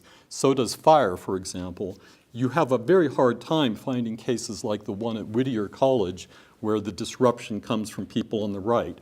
Do we think that the American press would fall silent when some group of alt-righters disrupted an event? That's headline news, and you would hear about it. It just doesn't happen very often. What does happen day in and day out, and now we're on track this semester for a quintupling of the number of disruptions from what happened in spring, which already set a record. We are in this instance where there's an explosion of this stuff going on in American higher education. Now, you don't have to take my word for it. Go out and research it for yourselves. This stuff is pretty well documented. Let me just see if I can work in here a few quotes from that AAUP statement to give some indication of why I think it's so important. The AAUP statement, 1915. There are no rights without corresponding duties. Try finding that in the 1940 statement. The liberty of the scholar within the university to set forth his conclusions, be they what they may, is conditional by their being conclusions grounded in a scholar's method and held in a scholar's spirit. They must be set forth with dignity, courtesy, and temperateness of language. How often do you see that stuff? The academic teacher is under an obligation to observe certain special restraints in teaching. The instructor will present scientific truth, maybe that's Wissenschaft, with discretion and with due regard for character building. Now, in extramural utterances, which turn out to be a key case, you pushed them off the table, but they're there in 1915, they're still there in 1940, and they've been central to a lot of the statements since then, so it's just your opinion that they don't count. In their extramural utterances, yes, in your extramural utterances, it is obvious that academic teachers are under a peculiar obligation to avoid hasty or exaggerated statements and to refrain from intemperate or sensational modes of expression. Okay, I'll stop. Oh, you can finish that quote. Yeah, I just meant to sort of wrap Well, it I mean, Sorry. one now has to reconcile that view of extramural utterances with the AAUP's coming in and be defensive Professor Johnny Eric Williams. He's the guy who tweets, "Let them fucking die," or Michael Isaacson tweeting, "I think it's a privilege to teach future dead cops." This is a guy teaching at John Jay College, teaching future cops, and proud that he expects most of them to be killed. Or Professor Ciccarella Mayer's tweet that all he wants for Christmas is white genocide. Now, that stuff, each of those cases has been ardently defended by the AAUP as a legitimate exercise of academic freedom. And that's why academic freedom these days is purely a nullity. It's a notion. It's a phrase that we toss around with no substantial meaning. It's something that faculty members desperately cling to. And yes, contrary to your views, academic freedom doesn't apply merely to faculty members. It's a right that pertains to students, but in a different way. The AAUP lays that out in 1915 as their right to be free of propaganda. I'll stop. Okay, thanks very much. And Professor Rini, if you want to make a few remarks. So I'm going to primarily focus on one issue of contention that emerged in other people's comments, primarily Professor Leiter's comments, about what the constitutive aim of the university is. So you noticed during my initial comments that what I'm claiming relies very much on certain claims about what the goal, what the aim of the university is. And I think Professor Leiter and I simply disagree. Perhaps we disagree. He said that the aim is the discovery of ideas, and I actually don't agree with that. I don't think that adequately characterizes what a university is. I think that's true of intellectual inquiry, but of course you can aim at the discovery of ideas by working alone in your laboratory or in your armchair in the back room of your house entirely by yourself. And every now and then you might issue a technical report to a journal, but otherwise not really talk to people. And that's intellectual inquiry. I think that counts as aim at the discovery of ideas. I think what's distinctive about the university is that it is a community, is that it is in daily practice, not simply in journal articles at sporadic intervals. It's people directly interacting with each other and engaging with their ideas, not just in the way that they can appear abstractly in a write-up, but also in the direct interaction of different people coming from different perspectives. And I want to try to highlight two values or two gains that I think are made by the university over independent intellectual inquiry, which I think are endangered by the kinds of speakers and views I said are disqualified. The first is obvious, it's epistemic gains. That is, simple epistemology of science and of inquiry. When you have lots of people around you to check what you're doing as you're doing it, you tend to do a better job, right? We have back and forth. I said this is obvious because I think anybody who's worked in university knows what I'm talking about. The idea that you're going down the wrong train of thought, and before you waste 20 years pursuing it, one of your colleagues says, wait, what about this objection? And now you've immediately got to adjust what you're doing. Or that's the obvious one. The less obvious one, I'm thinking about it in a somewhat inchoate way, but the best way I can describe it is a democratic gain. That is the role of the university within a democratic polity, which is the way in which people are both trained during their experience at university. They're trained to interact with others. Students and faculty alike are trained to interact with each other on a position of relative equality, making decisions and coming to deliberation together through the interactions of the community of scholars. And further, it's the way in which the knowledge that's produced within a university, rather than in somebody's back room in their laboratory basement, that the knowledge is conditioned from the beginning by having to be responsive to an entire community coming from different starting points. So I want to claim that there's the obvious epistemic benefit of interacting constantly with other scholars, but then there's also what I'm calling this democratic gain of the fact that knowledge is produced already in a community environment, already interacting with others coming from different backgrounds. And what I wanted to claim was that these things together, these kinds of gains, constitute the constitutive aim of the university. Yes, to try to discover ideas, but to do so in an already social and already community-based means of discovery. And that's the thing I'm saying is endangered by certain sorts of claims and certain sorts of speakers. The people I said are appropriately disqualified are the ones who come and say, some of you among the community shouldn't be here. Some of you among the community don't deserve a place at the table for whatever reason. And I'm saying that those people are acting against the goal of the university itself in creating and sustaining the community that provides the epistemic and democratic gains. So that is why I'm saying that that's the constitutive aim of the university. And I take it that that's sufficient grounds, provides a clear criteria, drawing the kinds of lines as to what sort of thing falls outside of the bounds of what we do need to entertain at the university. Thanks. So we'll now have time for some questions from the audience. And somebody have a microphone? Okay, so I'll call on people and the microphone will get delivered. Let me just say really quickly, please keep your remarks in the form of a question. And well, part of it maybe sounds. Please try to keep your questions brief. Yes, Alistair, I know I'm being a hypocrite, but I'm not going to ask a question myself. And I'd like to start by seeing, are there any CU undergraduates here who would like to ask a question? All right, why don't we start in the very back and then we'll start moving this way. Thank you. Yes, I am a CU undergraduate. My name is Matthew Dillon. And my question is for our second panelist, Mrs. Moses, I believe. Doctor. Blanca. Doctor or professor. Doctor, works. sorry. Yeah. I don't have a program, so no. That's okay. But I like your idea of teaching reasonable things at a university, and I think it's a very nice idea. And so I guess my question that arises from that, I was hoping you could shed some light on, is religion reasonable?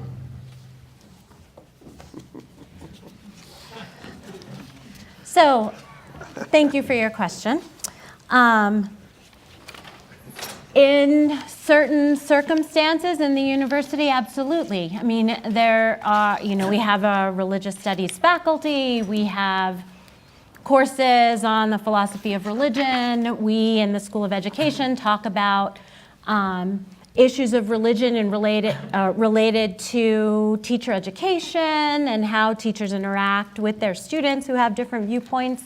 So in that respect, absolutely. If you're talking about, teaching the tenets of certain religions, I mean, that is not something that I would say would be part of what we do in a public university. So I'm not sure I understood your question completely, but yeah.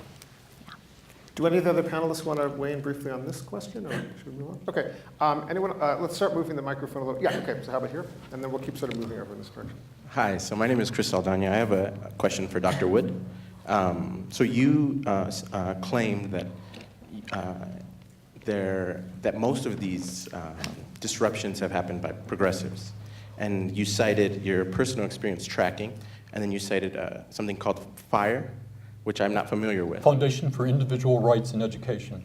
Were you aware, are you aware of any sort of statistical analysis or empirical analysis that you can cite that would support your claim? Or is this your personal perception or just what you've seen in public media? Thank you. I publish a journal called Academic Questions. We've been gathering data on this. There is a forthcoming article that is partly statistical, so yes, I have some of that data. I can't cite it just sitting here. The FIRE list has over 100 cases of disruption with who was disrupted, when, why, where. You can just scan down that list and you will find what's going on. May I make one observation? Yeah, about if any of the this? other panelists want to weigh in, and then we'll get to the next question. So, yeah. Which is the cases where people have actually lost their jobs that I'm aware of are largely people on the left who lost their jobs because of right-wing pressures on the universities. So I agree more of the student disruptions are from the so-called left. But, you know, Ward Churchill lost his job. His career was destroyed. Right? Stephen Leiter, right? That was an outrageous one. I mean, he actually won in court. He did better than Churchill.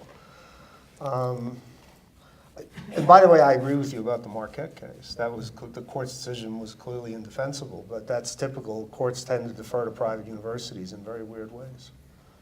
Do either of the other panelists want to weigh in on this particular question before Professor Moses? So just a comment on, you know, disruptions by students. So what I meant when I said that I wasn't sure about where the majority of incidents are, I was also talking about discriminatory and violent incidents that we've seen an increase of, you know, at least over the last year. I think one example would be the Anti-Defamation League just came out with a report, I guess, where they say that there's been a 67% increase of anti-Semitic incidents on campus just between 2016 and 2017. So that's where I think, you know, there's a little bit of unevenness in how we're thinking about these things. I'd respond to that. I'm familiar with the report. The great majority of those incidents of anti-Semitism are connected with BDS, the Boycott, Divest, Sanction movement, which is explicitly a progressive movement. Okay, we've got the mic over Thank you here very now. much. Professor Leiter, what consideration should the courts be given, both in terms of academic freedom as well as freedom of speech, where you have speakers who are invited who are very likely to incite violence, intimidation, and as part of that, exactly how much cost should a university be forced to incur to protect the rest of the public for this person to have their right to speak? Well, let me first give you an answer about what the law is about this, and then I'll make a normative comment of my own. It is lawful to prohibit incitement to violence, but it is subjected to a very strict test.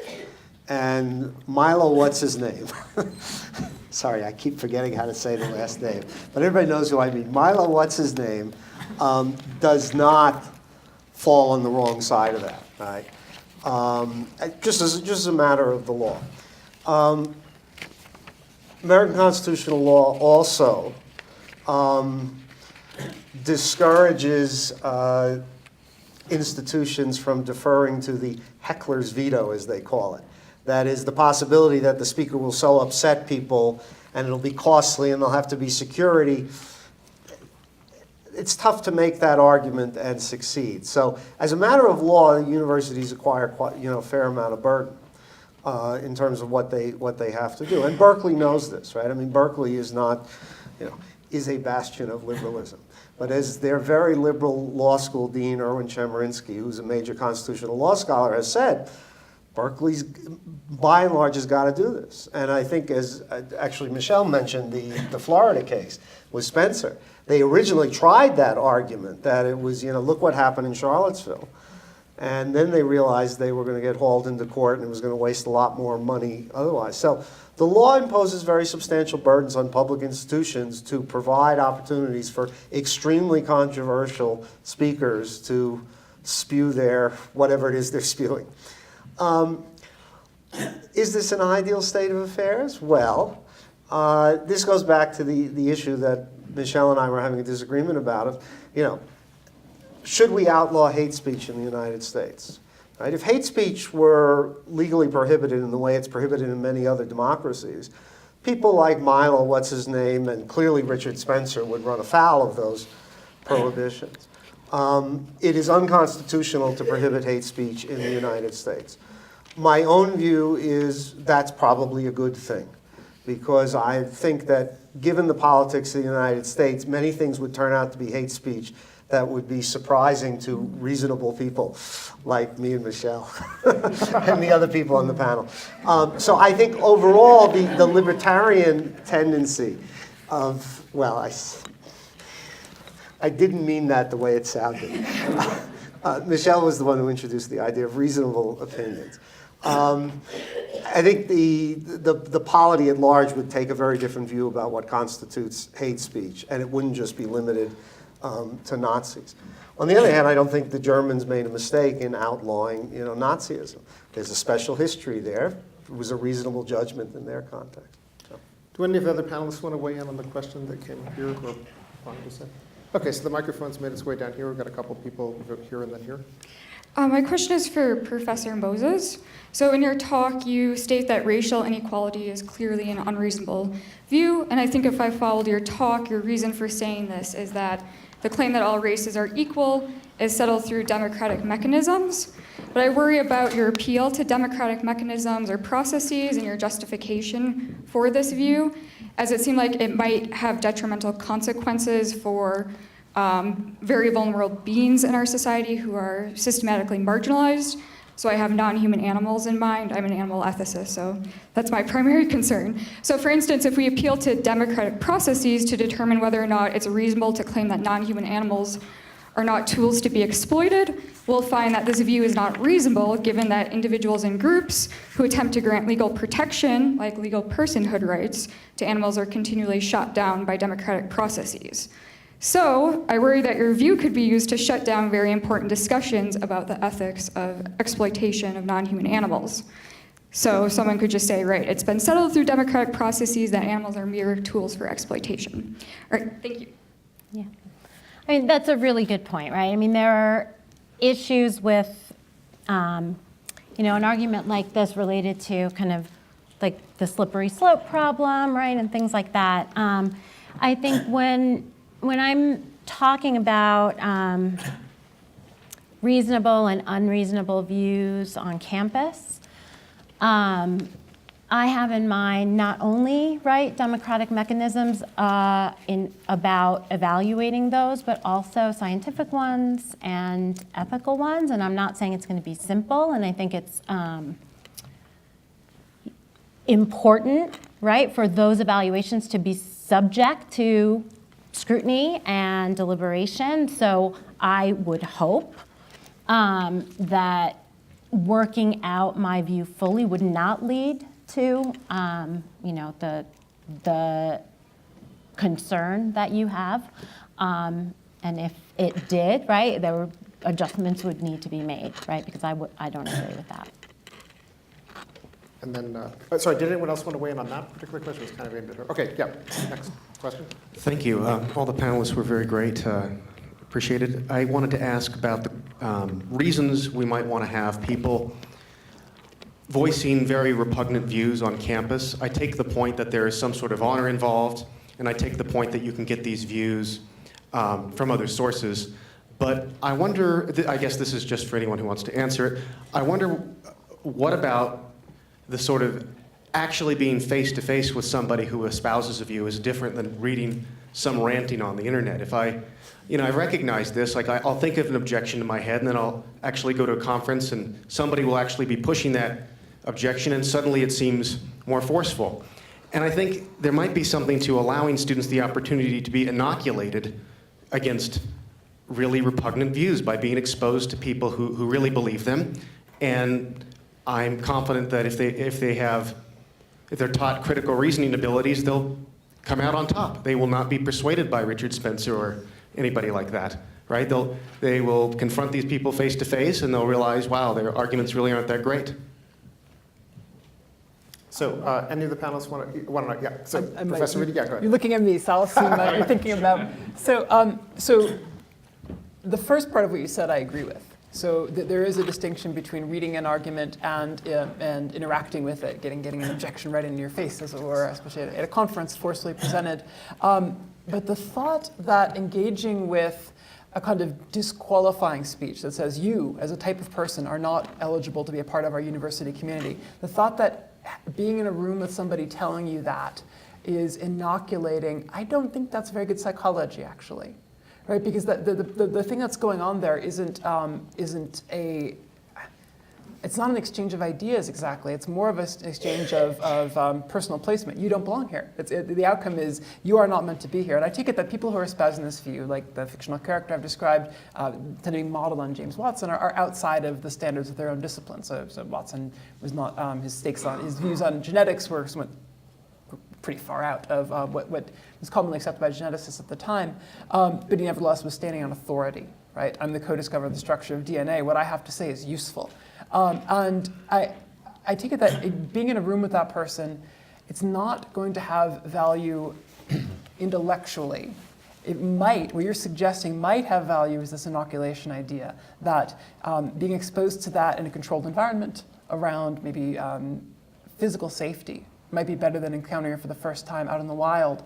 That seems plausible, but I guess I'm just not seeing evidence for that. I don't see psychological evidence for the idea, for what is likely to be a traumatic experience in and of itself, that not everyone's ever going to have in the wild anyway.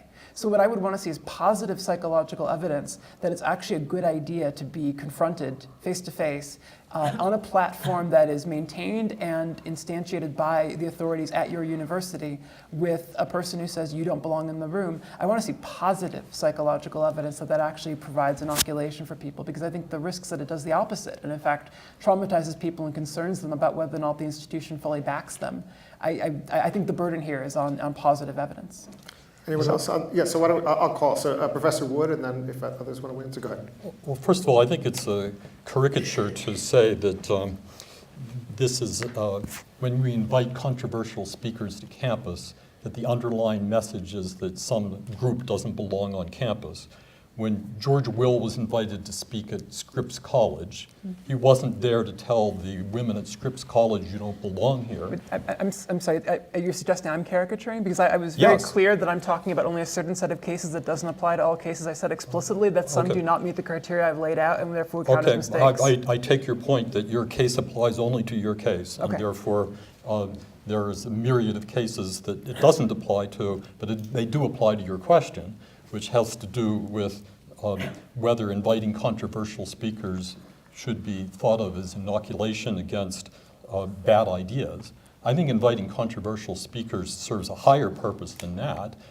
It allows ideas to be put into circulation that really belong there, including ideas like racial equality is settled. We don't know that it's settled. We don't really know what race is, speaking as an anthropologist, or whether the concept means anything at all. Equality is a word that branches out in 50 different directions. There's moral equality, legal equality, existential equality. So having somebody there— I was talking about all of them. You were talking about all of them. Well, speaking as an anthropologist, I know that the human species derives from at least 3 separate genetic lines. There are differences that show up in all sorts of different ways. And if we want to say that nonetheless there's moral equality that applies to all of humanity, I'm in with you. But if we want to say that that applies to every kind of equality, the equality of being able to do a high jump or run a marathon or perhaps solve a complicated mathematical equation, we don't know the answer to a lot of those things. And why shouldn't we have somebody on campus who's a qualified expert raise this tremulous question? Is somebody going to be offended by that? You bet people are going to be offended. What's so bad about being offended? Let people be offended and work their way through it. Do either of the other panelists want to weigh in on what's come up in response Well, to this I did want to, originally I wanted to say something in reply to Regina, but now Peter has been so provocative, I'm going to say something to him too. But in a way, it's also to Michele. I mean, I work on Nietzsche. Nietzsche doesn't believe in the moral equality of all human beings. I want to be able to do that without getting booted from the reasonable university. That was just a little aside. To Regina, I think the question is, what's the evidence for your view about the effect of these people on campus? I don't know of any. And I'll just suggest to everyone, look at the YouTube video of Richard Spencer at Texas A&M. And, Spencer is not like an intellectual heavyweight, to put the matter politely. And, the minority students in the audience beat the crap out of him. Very nicely, but they were really good. They really just let him have it. And I do actually think the net effect of that one was he came out looking ridiculous. So that's in sympathy with Spencer's question. Professor Moses, I think did you have anything you want to say in response to this little stuff? No. Okay. So I've got the microphone here, and then the woman. Actually, I'll move it. So go ahead. You want to ask your question, and then I've got a couple people. I'd just like to hear a response from really anyone on the panel. It seems to me that shouting down people is not conducive to civil discussion or the discovery of truth under any circumstances. And the trouble I see is not controversial speakers, it's the violence of the opposition. Whatever that opposition is, and I don't really care if it's on the right or on the left or some other dimension, but that's, to me, the problem is the violence. So I just wanted to hear any response on those two things. Anyone want to start? Sure, I agree. Shutting down speakers does not by itself contribute to the discovery of truth. Neither does paying a commencement speaker $35,000 to deliver unmemorable words and be forgotten the next day. Universities do lots of things that are that are on the side of the process of discovering truth. And I take it that, given what I said at the beginning, I was suggesting that we have other means of disseminating ideas. So if we do in fact decide that some particular speaker and some particular message offends against the kind of constitutive aim I was describing, then I don't take it we're losing out on the content of what they're saying. We can get it through other means. What we're losing out on is simply providing them the platform, providing them the honor, etc. We can engage with their ideas if we wish in some other way. It's just not clear to me that there actually is the kind of cost you're gesturing at. It's not that shouting down impedes engaging with the ideas, it just impedes with a particular form of presentation at a particular time. It's a way of stigmatizing ideas and letting the audience know and the broader community know that those ideas are prohibited in this environment, or there will be a high social cost if you try to articulate them. That I take it to be an undermining of the constitutive purpose of the university, which is, in my view, the pursuit of knowledge and the pursuit of truth, not the formation of the community, which is peripheral. If someone stands up and says that Sicilian Americans should not be allowed in this room, should not be allowed to participate in intellectual inquiry, it's necessary to pursue the discussion that I say, yep, that's great, we should definitely have that conversation right now. I don't know why that person would have been invited to the university, but if the person was invited to the university, he or she should be able to make the case, and you should be able to provide a refutation. Does anyone else want to weigh in on this question? All right, I've got the mic back here, and then I've got one and two more that I'm hoping to get in before we start to wrap up, so let's try to keep it all relatively quick. Yeah, thanks. So my question had to do, I really liked the framework of the constitutive aim of a university. I felt like that was helpful, and I think this exchange here gets at like a real tension around that. But I want to come back to Professor Rini when you came back at the end and you said, oh, I have two additional things. I actually thought you would go somewhere else, which is to say that the constitutive aims of the university aren't just about knowledge creation or knowledge production, but they're also pedagogical. These are spaces of learning and of teaching. And I wondered, in the way that I thought that the way that you were talking about how we deal with students who get up and disrupt an event. And maybe they're disrupting the event for reasons that aren't as laudable or defensible as we'd like them to be, right? But I like that you reframed it as, well, then don't we have the obligation to ask them questions, right? As faculty members, as staff members, to ask them questions and help them learn how to understand the aims of the university that they're in, right? Be they community aims, be they knowledge aims, et cetera. So I just wondered if you might say a little bit about what you think about the pedagogical aims of the university or the educational aims, that this is a space of learning. Yeah, thanks. No, that's helpful to draw back to something I didn't get at, but I think you're right, is definitely in the vicinity of the things I'm worried about. So I actually don't know how to answer this fully. So when there's a case where student activists are attempting to prevent or disrupt a form of speech, and I think they're mistaken. I think that the person they're trying to prevent from speaking does not in any sense violate the constitutive aims of the university. I want to be able to say I disagree with them and I think they're wrong. But I don't know exactly how to do that. I think this is really hard. I think it's really hard. The first thing I want to do is ask. Rather than caricature, rather than say these young people with thin skins aren't bothering to listen, but ask what is the basis? What are the grounds for resisting this person speaking? I think there's a really difficult and hard to articulate tension there as far as what the role of faculty or more senior members of the university community is when they disagree with junior members. And the reason why I think that's difficult is because there are, this is something that's going to be hard to get into in a very short period of time, but I think it is just true that people who come from different social perspectives have access to different forms of information about social interaction. And that's orthogonal to rank in a university. So I think it's just true that some students coming from some social backgrounds have access to information I don't have about their concerns and about why they might have legitimate reasons for resisting a speaker that I can't see. So I want this to be a two-way exchange. I don't take it's the case of senior members in the university community to instruct junior members as to why they're wrong, even when I think they're making a mistake. It's rather to frame it as a dialogue. And I hope the dialogue itself is pedagogically useful.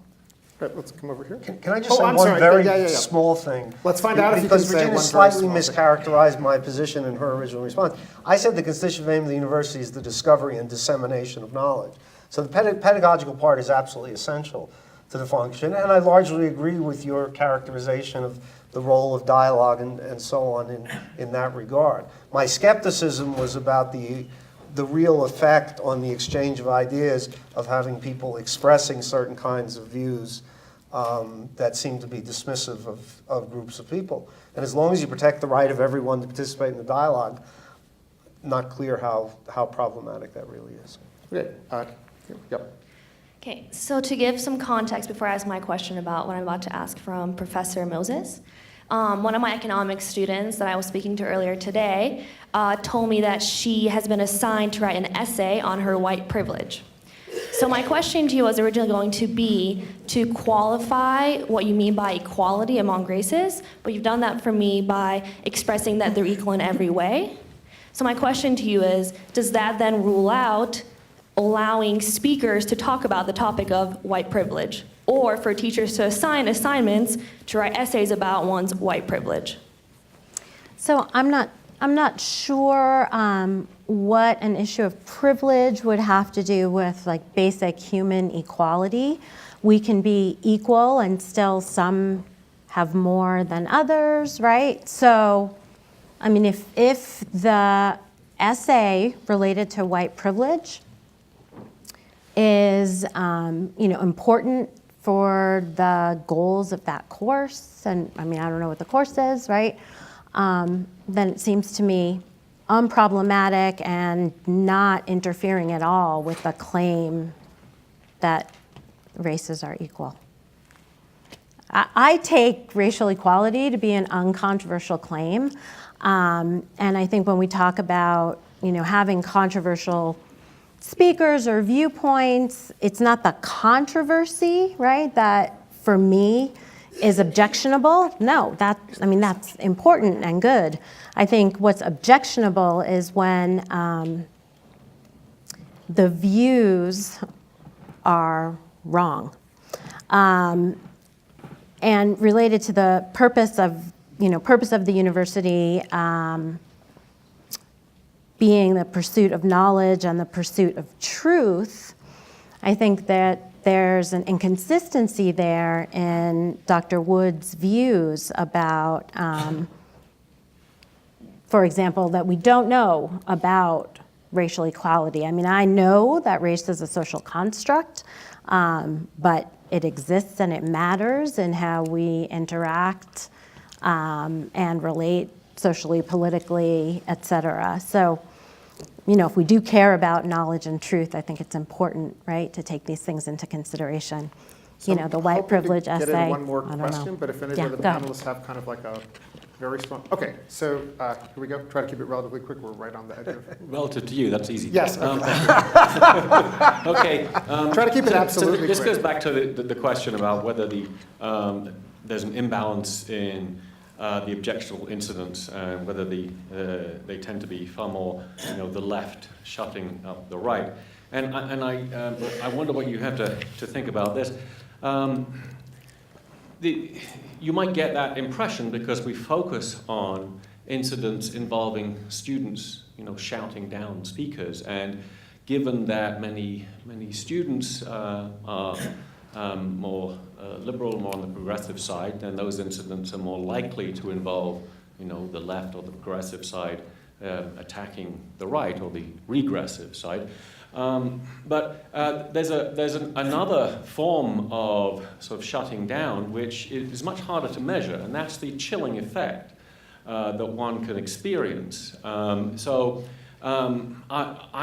find myself a bit of an exception in this. My friends and colleagues will agree with this. I'm not at all afraid of saying pretty much anything, and even when I didn't have tenure, I would say a bunch of stuff. But I've actually been somewhat surprised to learn that many of my colleagues are literally terrified to raise some issues for fear of being taped by right-wing students and then reported to things like the professor watch list. And this isn't an unreasonable fear. In fact, Professor Wood mentioned, I think, horribly mischaracterized an incident which did involve a right-wing student taping someone and then taking that person's words completely out of context.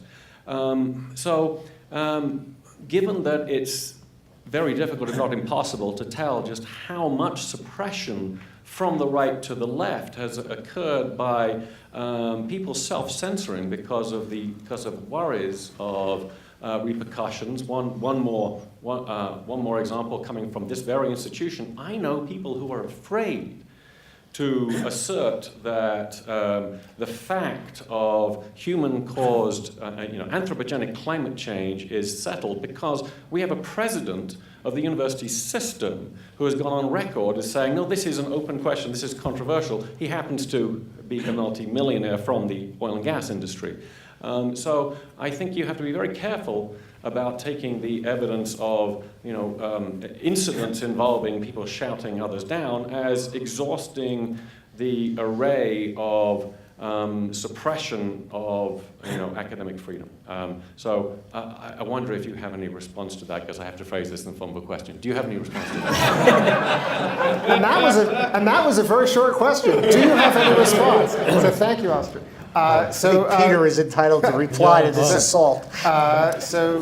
We end up, Professor, you go. You want to we end up talking about disruption of speakers because that's the one thing that everybody knows about. There are many forms of repression that come on campus. Self-censoring of people right and left is a real phenomenon. I deal with it frequently. There are many other things that are in the mix. There are the bias emergency response teams that encourage students to rat each other out for saying phrases that might get in trouble. There are claims of implicit bias that affects faculty members in their student evaluations. We mentioned microaggressions at one point, speech codes at many colleges and universities. I don't know if you have one or not, but board takeovers is an interesting one. And since you bring up anthropogenic global warming, the first board takeover was a group of students called Mountain Justice at Swarthmore College, where they were invited to a debate to represent their views as to why Swarthmore should divest from fossil fuel companies, with a student on the other side Both students stood up, the doors opened, and in swarmed 80 members of Mountain Justice who seized the microphone, literally pushed the head of the board aside, and took over the meeting entirely, wouldn't let anyone else speak. So that too is a form of intimidation, and there are numerous other ways in which we end up in this world where respect for civil discourse simply comes to an end. The president of Swarthmore College invited the student head who organized the takeover of the board meeting, I don't know why I'm crackling, to engage in constructive dialogue. She replied by means of a printed broadside headline, "Fuck your constructive dialogue." So in my view, the people who are arguing the settled science of global warming are in the same camp as "fuck your constructive dialogue." It's a view that clearly should be open to debate. And I don't care if the head of your system is enriched by means of the fossil fuel industry. There's open debate, welcome on that, as on every other subject of contention in American society, wherever you stand. I'm not taking a position on global warming. I'm taking a position on the need for open dialogue in a respectful form that does not shut people down, or take over meetings, or seize and burn newspapers, and all the other sorts of activities that have now become the small change of campus life in America. Does anyone else want to weigh in on this? Okay, I said, so we're a little over time, but we did start a little late, and I did have one, you said it was going to be very quick, so we'll do one quick question and then maybe just a quick answer, and then we'll thank our speaker. So thanks, go ahead. All right. So as a fourth-year student here at the university, I realized like you can come from anywhere in the world and succeed here, but I have realized that you kind of have to conform to a certain type of ideology to do well in the grade book. And so my question is, do you think the telos of a university should be to search for truth through disconfirmation, or to promote the creed of social justice? Anybody want to give a What are you majoring in? What are you majoring in? Oh. Any quick responses? Truth. You should change your major. Because in actual disciplines, you're graded on the basis of your knowledge of the material, not on the basis of conforming to an ideology. All right, so, sorry, so Professor, this isn't going to be an extremely quick answer, but it's because I can make it, which is to challenge the idea that there's a dichotomy there. You presented it as which of these two things is the aim of the university, pursuing truth or pursuing social justice. That's a freighted term, but I take it as more about helping to constitute a democratic society. And I take it you can pursue both things at once. I think we're going to have to, I was trying to suggest some limits on exactly how we conduct university business, given that the democratic aims have a part to play as well. But I don't think that there's any essential, necessary, absolute tension between the two things. So I don't think it's helpful to do that.